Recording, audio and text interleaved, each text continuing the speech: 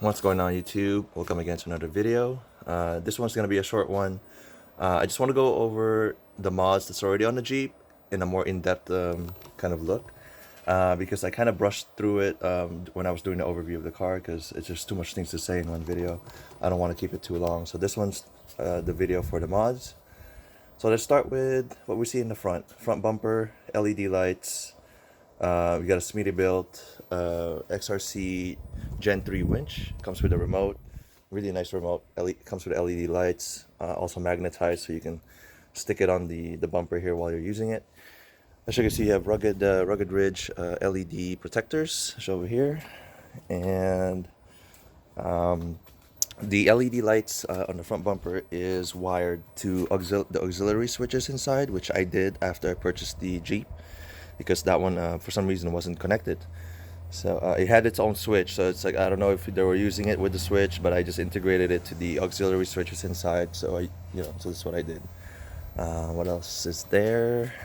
As you can see here on the back, we have a spacer, as you can see there, and you have a Fox Racing shock, so which is kind of odd. So they cheaped out on the springs, but they got a very expensive shocks on the front. So okay.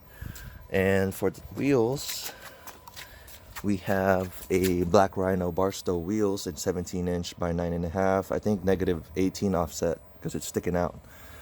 And you have a BF Goodrich Mud Terrains KM3s. I like them. It looks really good. It's just I don't need Mud Terrains because I'm mostly on the road. So I might change those out for sure. I'll change those out. But it's still pretty new, so I'll wear them out. And then I'm going to get a fifth set that has an all-terrain, probably a KO2. It's just what everybody gets. So I'll just get that in the future.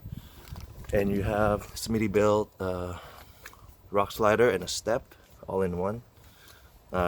Pretty handy, really, because wife is, it helps her get up inside the Jeep. And on the back here, if I can show you. So the back has relocation brackets for the rear shock, and it's using the stock Rubicon shocks. And it also has a spacer for the springs. I don't know if I can show it to you guys, but it has a spacer up there. I'll make some measurements later for the front and rear springs and try to figure out how much lift I have. And here's some protectors for the rear tail lights and the license plate relocation tire carrier delete, which I don't really like in particular because I need my tire carrier for the spare. And as you can see, it's still rocking the stock rear bumper. So that's the only negative thing about this Jeep, is it's not set up to have a spare, and I don't feel secure going on a trip without a spare tire. So I'm gonna figure that out soon. I'll make another video about my suspension plans, and as well as the bumper plans. I'm thinking about a bumper with a tire carrier, or just a reinforced hinge and a separate bumper. So I don't know. I'm debating. If you guys have good idea about which way to go to, pros and cons of each, let me know.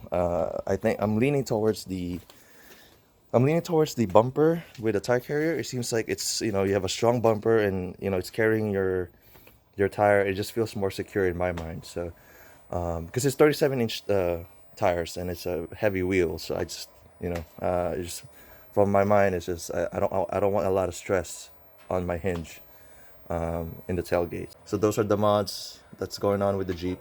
For the next video, once I make a decision on what mods I'm going to replace these mods with, the proper suspension pieces, I'll let you guys know. But I think I will not stay with this kind of configuration.